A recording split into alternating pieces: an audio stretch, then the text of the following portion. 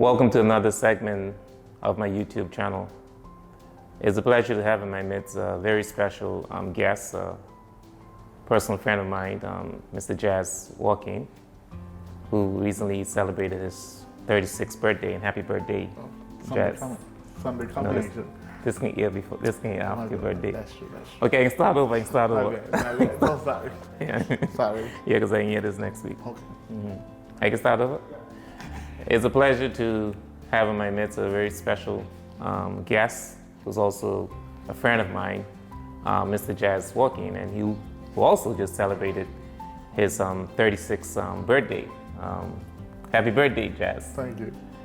And I want to thank you for taking the time to be on this YouTube channel. I appreciate the time. I know you're a very busy man, but I appreciate you taking the time. I believe that you have a powerful story. Of course, this segment will not even be able to cover your story because it's very inspiring. And this story is really to inspire others that no matter how you were born, that whatever purpose God has for you, it will be achieved. And so, Jas, I want you, 36 years ago, you were born on the island of Grand Turk. Yes. And when you were born, I guess your mother realized, or the doctors told your mother, they noticed something about your neck. Well, actually, it only was until I was about 3 years old. Oh. Toddler. My birth, just to say, it was a very difficult birth. What she described for me was me nearly being stillborn.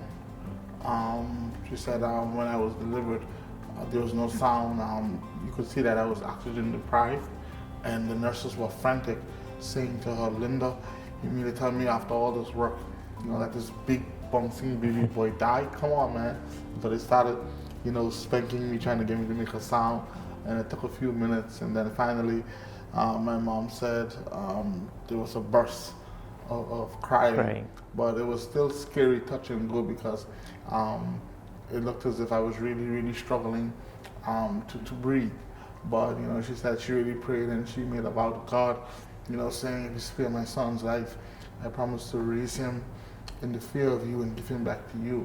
So from there, as I grew, she said the first 2 years, she said she noticed that when she would sit me on the bed, I couldn't maintain my balance. She was me falling to the side. But she said, it wasn't nothing major, because children develop at different stages. True. But I think she said that it was when I was about 3 years old, and she would stand me up to walk. She noticed that my neck was laying on the side. At that time, we didn't know the correct terminology for it. Well, amazingly, I only learned the correct terminology in December of last year. Oh. Yeah. So as I grew into a toddler, she said she noticed a little physical indifference in me. But again, it wasn't nothing major. She also realized that my right hand stayed clutch, and I had involuntary movements. At 4 years old, that was a turning point for us. I can remember it now, the morning when both of us would have discovered that I also would begin an 8-year journey with epilepsy, seizures. She sent me to the mirror, the nightstand, we call it, the bureau, to get the brush. And when I went to the bureau to get the brush, something felt different. This tingly feeling came over me, and I realized that my speech was gone. So she was calling me, and I couldn't answer her. And Drax, when I looked into the mirror, the most frightening image I ever saw. I mean, I don't know how many persons have ever seen themselves have a seizure. And that's the funny thing about my seizures, is that, and I mean, some people may say, well, that's not something to be grateful for, but I had to, and I'll tell you why. During my seizures, all of my senses were intact, except my speech. I couldn't speak, but I could hear, I could see. You could feel. I could feel. There's a little numbness, like an out-of-body experience, but so she was calling me, and my mom was a no-nonsense woman. So this little 4-year-old, she's running late for school. She's saying, Jas, bring the brush, Jas. But me not being able to answer plus fear, because I said, what is going on? And then I didn't want her to see. And so when she spun me around to give me a box as to why I answer, I remember the words coming out of her mouth. Oh my God, what is happening to my child this morning? And how old were you? I was 4. Wow. I have never seen my mother in all her life so scared. And that fear, but I just thank God that fear didn't last very long, because she kicked into her spiritual mode and she began to pray. And she began to pray, and I remember her praying, and I don't know how she knew what to do. But she said, and she started something that worked every time, Drax, for 8 years. She started saying, just call on Jesus. Can you hear me? And I was shaking my head, yes. Amen. And she would say Jesus. Say Jesus, Jas. And Drax, for 8 years, for every episode of epilepsy, the minute I was able to utter the syllable Jesus, the seizure ended. Yes, I was placed on medication for 8 years. Yes, I tried to take them every night, but it didn't necessarily stop the seizure.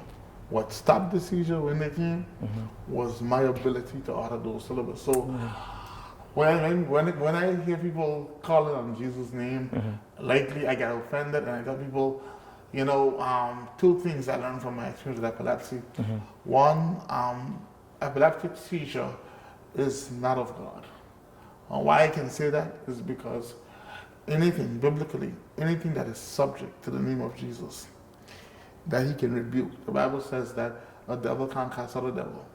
So I can tell you that there's deliverance in the name of Jesus. Amen. I've proven it 8 years in a row. And you know what, Jas? And every good and perfect gift comes from God. And epilepsy is not a good thing. No, exactly. So exactly. It's not of God. I agree with you. Exactly, it's not of God. You know. And just to talk about epilepsy, was that's the greatest miracle, one of the greatest miracles that God wrought in my life, Drax. Because for 8 years I had those seizures. Wow. For 8 years I took medication for 8 years I went into healing lines after healing lines. I watched all the programs on television, Earl Roberts, Benny Hinn, nothing happened. But it took me developing my faith in God and testing him. And I said to him, listen, I'm not going to serve you or believe in you until you get rid of this. Because the God that my mom says she serves has to show me that he can take away this epileptic seizure from me. So in 1996, December, one of my worst years with seizures. It's like the devil knew my deliverance was near. I started having seizures for the first time in 8 years, multiple times in a week. And so in the 8th year, that was 96? Yeah. Okay. Started in 88 to 96. And in 96, my first year in high school, first term in high school, it was even harder to process because I dreaded a day when I would have a seizure at school. Because that was my worst fear. Thankfully, it never happened at school. But for the first time in 8 years, in 1996, I had 2 seizures in one day. Wow. Until I had to get an injection to calm me down. And so I went to the Bahamas for Christmas, and I had my last attack in December of 1996. And Evangelist Panchita Taylor, God rest her soul, she was a friend of the family, and she saw me depressed because the other thing, one of the side effects of epilepsy is depression. When that attack is over, I'm telling you, it is not a good feeling. I felt very low self-esteem. You feel less than a human. I'm telling you. I'm telling energy drained. So she said, Jas, you know, how are you doing? I said, I'm not good. She said, you look like you have something on your mind. I said, I'm tired of this. I need a breakthrough in this. I cannot live a normal life. Mama will never let me live a normal life. If she knows as an adult I'm still having seizures, I won't be able to get a driver's license probably if on my medical record it says I have a seizure. And in 1996, I prayed a prayer and I said to her, I need you to help me believe that this is the last time I'll have a seizure. And she said, Jas, I'll help you believe. And that was the last time I had a seizure because in 1997, I decided to prove God. And I told my mom, I'm not taking the pills. I can't be saying I haven't faith in God and faith in the doctor. That's right. When you have to act as if that's already that miracle has already taken place. And the fact that you're taking the pills is like you already have the doubt. It's like a backup. Right. You can't have a backup plan on God. Right. You can't, and then I just thought of that. Never said that before. I think that's part of the problem. Sometimes when we trust God, we won't trust God with a backup plan. Got, right. One foot in, one foot out. Yeah. And she fought me. Oh, she fought me. Yeah. And there were a few nights I lied to her when she asked me, Jas, you took your pills? Yes, mom. And then I said, God, forgive me for lying to my mother. I said, I know a lie is a lie, and that's a sin. But I gotta trust you, because she gonna fight with me. And 1997, I went through 12 months for the first time in 8 years with no seizure. Seizure-free. Seizure-free. And since 1996 December, I have been seizure-free. Wow. That is my testimony. Wow, that's indeed a miracle, and this is awesome for people watching the show, Jas, because people are going through more than seizures. Yes. They're going through other issues in their lives. Yeah. And they've been praying for years. Yeah. And it's like nothing happened. But I think what is happening is that we are doubting. Yeah. And at the same time saying we believe. Yeah. And so, and you just, mentioned that. And I think that's part of our problem. You have to go out on faith. Direct. It was, every time I think about giving up on God or turning my back on God, I remember that. And you know why I can't forget that? Because I can tell you that I had neighbors to this date who still have seizures. Wow. I'm not better than them. They're not less than me. But God saw fit to give me this testimony that He is a healing God. Yeah, and you believed. And I believed. Yeah. And I believed. And, I went through high school, I went to college, and I was able to, live that life. But, growing up, let me stop, I'll let you. That's okay. No, Jas, like your head, like you shake your head, right? Was that part of because your body didn't get enough oxygen? Is that why? What happened? You shake your head? What happened? You're correct. What happened was that during birth, I was born with a disability called cerebral palsy. Amazingly, I only came face to face with that form of diagnosis at the age of 35. Which was a year ago. Last year, December. Okay. What caused it was that at the time when my mom took me to doctors and they saw my medical file, I had a brain injury. The lack of oxygen created that brain injury. That's the diagnosis on the file? Yes. Brain injury. Brain injury, involuntary movements. But they never coined it as cerebral palsy. Right. I think primarily because one of the major side effects or symptoms of cerebral palsy is severe cognitive impairment. You didn't have that. I didn't have that. So when I went for interviews and I saw in the United States and even here as we progress medically, the doctors refused to name it cerebral palsy. I think partly because of my mental faculties, my ability to respond. But when I went to New York last year, December, for a work assignment, I ran into an education psychologist, and it was always a thought in the back of my mind. But I think it was like a genie box, another way to open up. But he asked me some questions about my birth and my experiences. So when I described to him my life experiences, what I have now, you asked about my neck. It's the correct terminology is called spinal curvature. You would find it present in most cerebral palsy cases. Spinal curvature. It can happen in the legs, it can happen with the neck, it can happen in the upper body, but for me it was my neck. What happened, I guess we have the spine. Yes. What happened too, my mom said that the naval cord, at the time my medical file said the naval cord is responsible for the damage, the spinal curvature. So it was a combination of it. And then what also happened because of the brain damage is the involuntary movements. Something that for years I couldn't explain why I shake. Even when I'm not nervous, when I feel relaxed, I'm still moving involuntary. And also the epilepsy. I learned later that is also a symptom of cerebral palsy. Irregular bowel movements. For the first 16 years of my life, I had serious issues with constipation. Wow. It was a difficult experience. That was another deliverance. That was another prayer answer. So you delivered from that? Yes. So did you pray about the neck movement? Or you just accept? Trust me. Oh yeah, of course. I want Jax. I didn't want this life. I wanted to be like the kids that I grew up with. They look perfect to me. They look normal. They look normal. They didn't have to go into a room with eyes looking at them, people jeering, or at least I'm in my mind.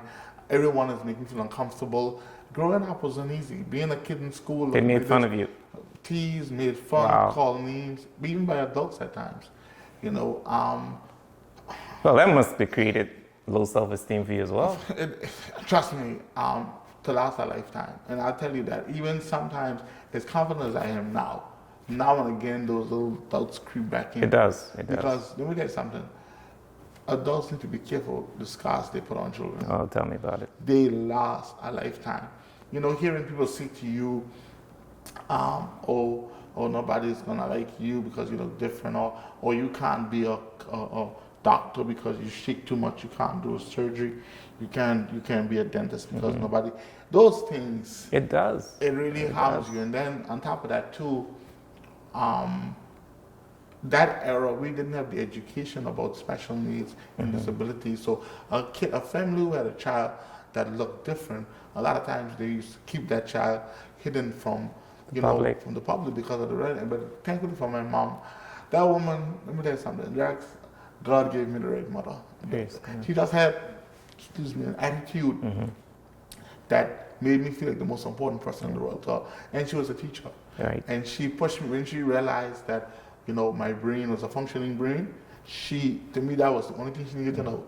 She, I think, believed that the rest would fall into place. Right. So she gave me the support that I needed in terms of the physical things I could not do. There were times even my father didn't understand it, but she did not waver. She just was determined to push me. So during those moments when I was teased and ridiculed, she was my support base. Yeah. And then God is so good to me. Jax, I had an encounter, I have to share this, about Maureen Williams. I talk about her a lot because she was an angel sent to my life. Because she was the first person. Is that one of the permanent secretaries? No, she used to be undersecretary. Oh, is that Mr. C. Williams' wife? Yes. Okay. Yeah, Maureen. I know. Maureen was the first person that showed me tough love outside of my mother.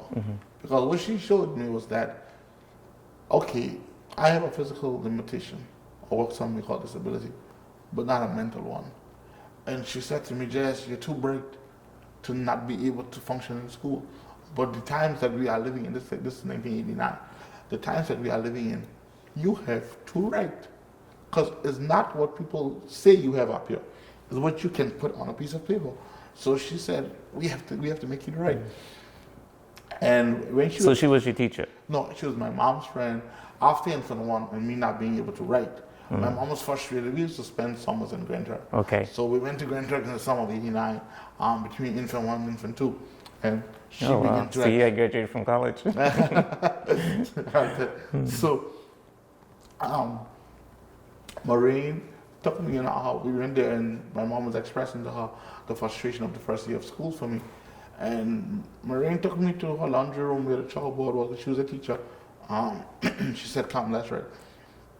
She realized the first problem I had was... So, okay, that's 89. Yeah. So what age you were? I was 4, about to be 5. 4, okay, Yeah. okay. And she realized that the size of the pencil was too small. Because the pressure I was putting on with the shaking, it was causing the 12B regular pencil to break. So she said, okay, this is a problem. And right away, she went in her husband's construction box and she pulled out a construction pencil, the thicker ones. She gave it to me. She said, now let me see you manage that. I couldn't break it. It worked. It worked. And then she started teaching me how to write. Like God put some people in your lives because perhaps if you didn't meet, Ms. Williams, I have no it might have taken longer. I have no doubt. So I have no doubt. And I remember when I started to cry and ask for my mom because here was this lady who was not letting me quit. Right. I can't understand why she wouldn't let me quit. Usually when I start shaking from pressure and crying, my former teacher back up. But Ms. Williams said, I remember one day, she said, you can cry for mama all you want. You're going to write today. Wow. And I remember after that experience, she sat me down. She said, Jas, why do you cry or get scared and people look at you? I said, because it makes me uncomfortable. She said, can you change how you look? I Yeah. said, no, Mom. So what's your problem? Yeah. She said to me, Jas, let me tell you something. The sympathy line is long, Yeah. and you are not in the front. The world is not going to have any sympathy for you because of how you look. Yeah. So you better accept it, toughen up, and learn your lesson. Yeah. Because you have to work double hard to get where you want to get in life. Right. And those are lessons that took me all the way. Yeah. And I remember when I said to her, but they call me Steggly, they call me Shaky Jas. She said, you are not what you are called. You are what you answer to. Wow. I was 4 years. When you made it dump it on a Yeah. 5-year-old, 4-year-old. I'm like, man. But, Wow. But that thing, she said, you are not what you are called, but rather what you answer to. That's amazing. Because, you know, Jas, when I grew up, you know, I was born and grew up in South Vegas. And to tell you the truth, even though I didn't have a physical disability like you with your hand and your head, but I used to cry a lot too. Because they call me all the ugly, they call me all the black. And so even though some of us appeared normal to you, not like you, Yeah. but some of us also went through some issues, but on a different level. So I could sort of, Bullying. not totally No, understand what bullying. you're going through, but I can understand to a certain extent. Yeah, bullying is almost a natural part Yeah. of childhood, but when you have a physical indifference, it goes to It's another much level. worse. It's worse. It's worse. And I had to deal And with then, bullying. because that physical thing, like, it's permanent almost, Yeah. you know, Yeah, so definitely. it's Yeah, worse. Exactly. And so, And not a lot of people in you are like you, physically. That's the thing. You know.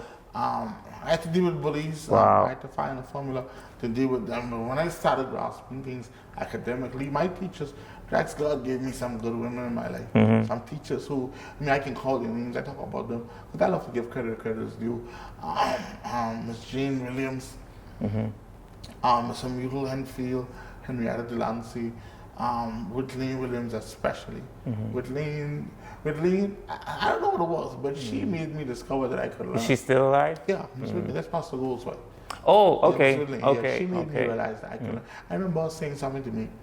She said, because she realized that I wasn't completing my test script because I wasn't writing fast enough. And she brought me Oh, up so to you her wasn't able to desk. finish in time. So she said, why is this blank? What are the names of Columbus Street ships? I would say the 9 and the Kingston Santa Maria. So why are they in there? I ran out of time. I said, okay. So when you're doing your test next term, I bring you to my desk. I can ask you the question, and I can write it in. I went from like 11th place in class out of 13 kids to 3rd. Wow. And then she said to me, she said, come here. She said, Jas, she said, I believe in you. She said, first place has nobody's name on it. That's for you. That's for you. Yeah, she said, first place has nobody's name on it.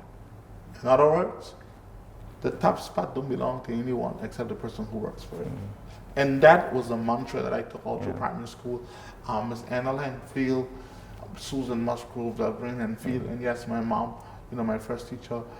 These people in primary school, they made such an impact on my life. That's why I became a teacher. I just felt like I had to give back that. So, I mean, that says a lot about teachers, too. Yes. At least the teachers didn't give up on you. No.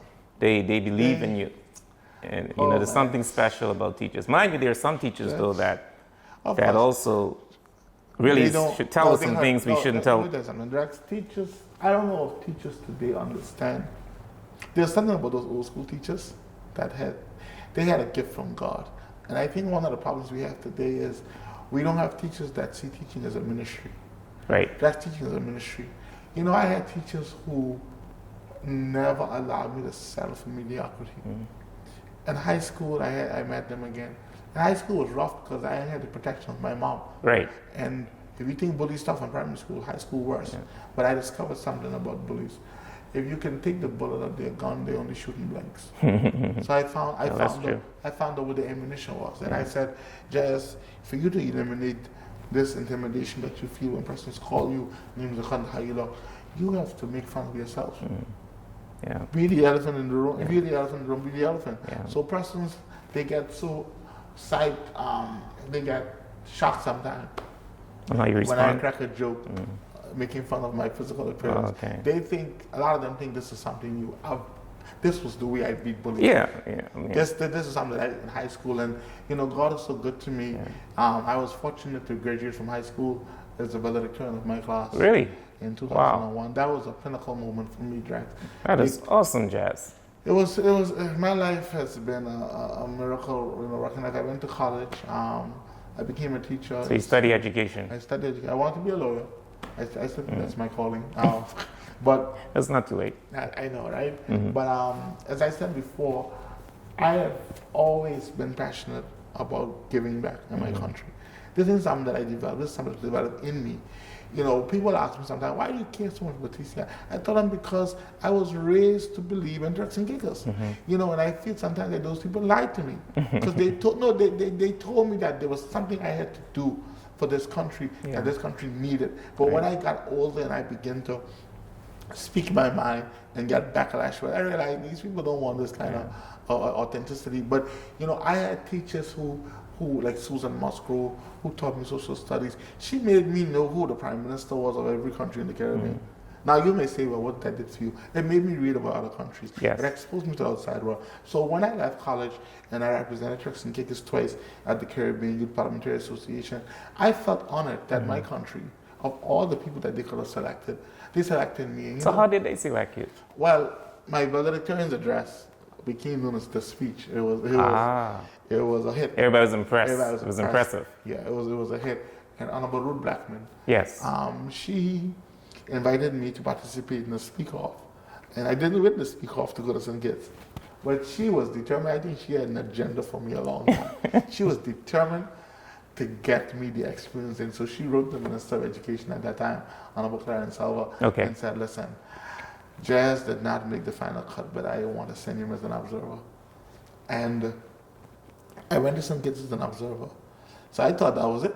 The next year I was in COB. I got an email, Jas, you have to prepare to go to Totola to represent the country as the senior delegate. I said, senior? I said, senior to Angela Musgrove, my former teacher. I said, how do I be senior to a former teacher?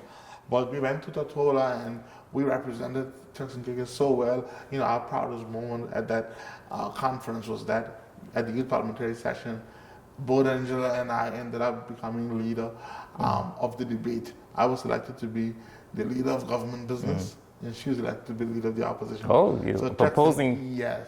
Turks and Caicos was really shining that day. And I was interviewed, and the lady asked me, she said, I'm not asking you if you're special, I know you are. I said, why you said that?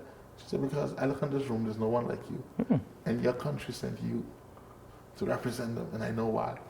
And she said, what is it? How does that make you feel? And I told her, it makes me feel like I came from the greatest country in the world.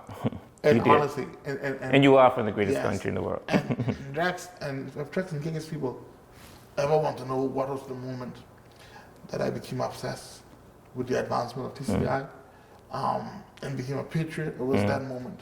Because I knew that God is preparing me to be a voice in TCI and be an advocate. And so, going through college and still fighting to fit in, I've been a fighter all my life. So I guess it was no surprise when I decided to run for office that I launched as the soldier. I've been a fighter. I took those scars and I decided that I know that'll make me better. They make me better. I didn't choose this life. God chose this for me. He did. My friends could do things that I couldn't do physically. They could ride a two-wheel bicycle, I couldn't. They could play basketball. I struggle with that. They could swim because of my. What about driving a car? Well, the driving story. I think I shared this with you a few months ago. A lot of people didn't think I'd ever learn to drive because of your hands, the movement, emotion. But my Uncle Charlton, God, he's so black. I could see he was scared. But Drax, let me tell you something in life. One of the reasons why I know that my purpose is to help people is because you've got to take chance on people. Don't count everybody up. If everybody counts you up, you never make it sometimes. But somebody, God will put somebody who's going to take a chance on you. And my Charlton say, okay, Jas, let's go. And he took me for a few lessons. But after that, it was so few and far between. After he left, no, I didn't have anyone who wanted to teach me to drive. They were afraid I would mash their car. So I sat down one day and I said, is it because You can hold the steering wheel. I think they were afraid that I would run them off the road because of the shaking. And they were right to be afraid, because I might have been afraid of myself too. If I see how I walk, I would want someone in the car with me back then. I'm being honest with you. Yeah. So I don't hold it against them. But, you know, I sat down and I said, okay, Jas, it don't look as if you're going to learn to drive with someone teaching you to drive. So you need a license, but you can't get the license without a car. You can't get the car without a license. So what do? I said, okay, I need to learn to drive. Since you don't want to carry me in your car, I can buy my own. So the guy matched his mind. If I didn't feel, I love her. She's a very close friend of the family. She's a straight up person. It's Maxwell's wife, right? Very good friend of the family. But she's someone that have loved me from the time I came into her life. She's always encouraged me, always pushed me. But if I didn't feel like God heard me praying and spoke to her, she called me one day and said, Jas, when you learn to drive? I said, I was just thinking about it. She said, I'm going to help you get a vehicle. That's really nice. And I want you to drive. I want you to be independent. And she helped me get a source of vehicle. She was very instrumental. When I got the vehicle, I still had persons who was afraid to take me out. So one day I prayed and I said, okay, God, I didn't buy this car to stay in the yard park. I say, if nobody wants to teach me to drive, you have to. So I jumped in it. I said a prayer of protection, and I started driving around Major Hill. This is after college? Yes. I started teaching already. So I jumped in the car and I started driving. And I got my license. And wow. I drove and God is good. Yeah. That is amazing, Jas. Yeah, I mean, Jas, when did you start building confidence in yourself? I would say it started with my mom. Like what age was that? I would say around 5, primary school. Okay. When I would get teased and called names, and she would say to me over and over, there's a shaking in your shoulder, but not in your head. There's a shaking in your shoulder, not your head. Not in your head. In other words, she said, they can make fun of how you look, but what's in your head, they can't take out. So you never had suicidal thoughts? Yes. You did? Yes. Especially after epileptic seizures. After I had a seizure, I was depressed. Plus, I felt like I was a burden to my mom. When you see someone give you your all, yeah, and you always ask them for help, yeah, you can feel as if you're a burden. I know. And she made me to understand, Jas, you're my son. Yeah. You were given to me. Yeah. I'll say this to you. That's important. Before you go to your point, that's important. That, we're not a burden. Yeah. We, God has allowed our parents or whoever our guardians are at this time to He's loaned them. Yeah. He's loaned us to them. Yeah. And I know we may feel like we're a burden. Yeah. And they may sometimes naturally feel that way too. But continue with your point. Yeah.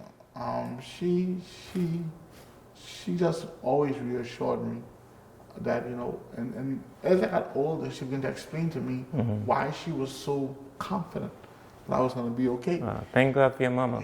Trust me. Mama told me before my birth, she said, my life was spoken over from in her womb. And I want to share this because, what God says so, it's so. She said to me that she was having a difficult pregnancy, and God sent someone to say to her that the enemy don't mean for you and this child to live. I saw the funeral already planned. Wow. She said they have 2 caskets built, one for the little baby, one for you. She said, but God sent me to anoint your woman to tell you that in your womb is a child that will be unto you like Jeremiah. And from birth, he will have a purpose. Wow. And even though she's praying for a girl, so every time I got down, my mother reminded me, you have a purpose. That's good. And remember, I made a vow to God that if you live, you got to serve him. So I cannot let you quit on me, Jas. And that's Mama, awesome. And so that built my confidence. And then what also happened to me was when I realized that the worst thing you can do to people who want to put you down and discourage you is to keep doing great, I started pushing more and more because I realized I was frustrating them. Yeah. And that's why even now in my life, you know, my mom would tell me 1 month you don't spoil no show. And that's my other thing. You're not because you don't want something for me means that it ain't gonna happen. So I knew that I was a child of purpose from a very young age. And what I did was when I faced adversities, instead of letting the adversity make me weak and make me give up, I confronted it with the attitude that I'm going to beat you. I'm going to defeat you because I know that there is something in me that has to come out. And when I got over the bullying and I started doing well in school, and this is what I learned, this is the lesson I learned, Drax. The mistake we make with people is trying to live for them and letting them define what we can and cannot do. And Drax and KKS people have a problem with that. The one thing I can change about us, we got to stop trying to play God with people's lives. Yes. This spirit of control, this spirit of manipulation. So for me, I became defiant in that regard. You don't give me lemons and tell me to make lemonade. If I want to put some strawberry in that, I can do that. Yeah. Because you're not the author of my faith. Let you be you. Let me be me. Yeah. You know, so that it's so funny. I spent the first half of my life trying not to be defined as a special need person. I spent the last half of my life defending my disability because people all of a sudden, there's nothing wrong with Jas. Some of the same people that thought that I should not achieve certain when they see what you've done, yes, and they see how you speak and write. Yes. Now, Jas, coincidentally, your most recent career led you to be head of special needs education. Yeah. Yes. And is that the first time a position like that was, or we had? About 15 years ago. Okay. There was an officer, but it didn't last very long. Okay. So that's amazing. And they were appointed without a policy. So my appointment took place immediately out of the new special education policy. Took place. That was an experience for me. I get to be an advocate, but I also learned a lot in terms of why the wheels of change take so long in regards to program development. Drax, too much of what is happening in TCI in regards to program development is that we are not investing in the programs that change people's lives. We're investing in a lot of infrastructure, a lot of, I call it cosmetic changes. But the same old things. Yeah. When there's so many underlying issues that we have to address. Yeah. Such as disabilities, investment in the education. And the lesson I took away from the experience is that our society does not seem to cater to the needs of the vulnerable. We focus on the strong. And to me, we have to correct that as a people. Well, Jas, I want to thank you for your time.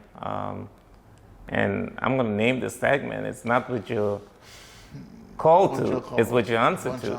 I didn't have a theme, but now I have a theme for the show. It's amazing. And Jas, any closing remarks you want to share with the viewers out there? Here you are, 36 years old, and people perhaps thought you had died 36 years ago. In fact, someone already came and warned your mom. Yeah. But here you are, you became a teacher. You were the valedictorian, became a teacher. You the head of the special needs. You ran as an independent candidate. Yeah. You've been all over, Jas. All over. You've done a lot for 36 years. Yeah. Any closing remarks or closing words you want to leave for those persons out there who are in similar situations where they have seemed to lost hope, but you can provide that hope through your testimony, and you just did actually. I would say, for me, what has defined my life has been a few things. One, from the minute you enter this earth, God has a purpose for you. And a few years ago I said, I spent so much time asking to be like everybody else. I never saw how blessed I was to be different. Because quite a few kids were born in the week I was born. Quite a few were born on my birthday, August 23rd. So here's what I said. God was bored making the rest of those children normal. So when he got to me, he said he can shake things up. I'm going to do something here different, Special. And because of that, he ordered my steps to have the experience that I had. Every experience you have in life is an opportunity to learn. Do not give up on life. Don't ever let nobody tell you that you can't be something. And most importantly, stay true to yourself, because too many times we betray ourselves trying to please everybody else. Be honest about yourself, be honest about who you are, and when you meet an obstacle, don't let the obstacle define your life. Define your life by how you overcome that obstacle. Thank you, Jas, and thank you all for watching this YouTube channel. Remember to subscribe to my YouTube channel. And I just want to remind you that no matter how you came into this world, no matter how you were born, you don't have to compare yourself to anyone else. There's something unique about you, there's something special about you. And I hope after listening to Jas' testimony that you realize that you too, you have a purpose in this life. It doesn't matter who you are, where you're from.